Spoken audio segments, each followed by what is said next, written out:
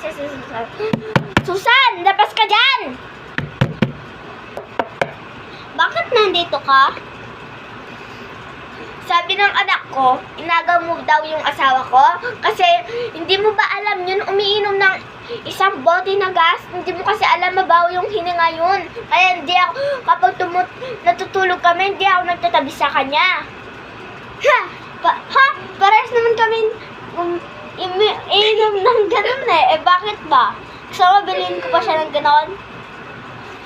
Kaya pala kayo lahat ang baw ng hininga kapag ikaw kinausap kita, baw ng hininga mo, pares kayo ng asawa ko. Sabi kasi ng anak ko, kinain na yung candy. Dinila mo pa, kadiri. Kaya, yung alam mo, di ba, yung isang asawa, naghiwalay kami. Ako, alimin pa. Sabi ng kota, ay, alimin pa. Hindi mo kasi alam, siya, di ba naghiwalay kami yung isang asawa, hinagaw mo sa akin, sabi mo sa akin na. Tapos, yung ngayon naman meron akong asawa, ba't mo pa hinagaw? Ang kahit mabaw siya lang ininga, kahit di kami parehas ng umiinom ng ganun, okay lang. Basta't katabi ko lang siya natutulog, pero hindi siya lumalapit sa akin. Konti lang. Porkat ba kayong dalawa nagkikiss kayo? Yan naman ako, nagkikiss kami. Porkat lang, bawa ng hininga. Pero nagtututbrush ako kasi ikaw, nakita kayo kahapon, nagkikiss kayo. Pero hindi ka na nagtututbrush, kaya palang bawa ng hininga mo. Ako nga, kapag kinikiss ako, nagtututbrush ako ng 5 beses.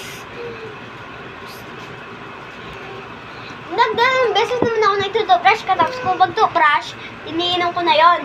Kaya wala ka nang pakialam doon, pakalamera. Ba't 2 beses lang? Ako nga di mga lang eh. Kaya tapos, kapag sa umaga nun, 5. Tapos minsan, 10 toothbrush. Ito nga hindi pa bango to. Ito pagpabango sa ipin ang fresh ngayon ng ngipin ko.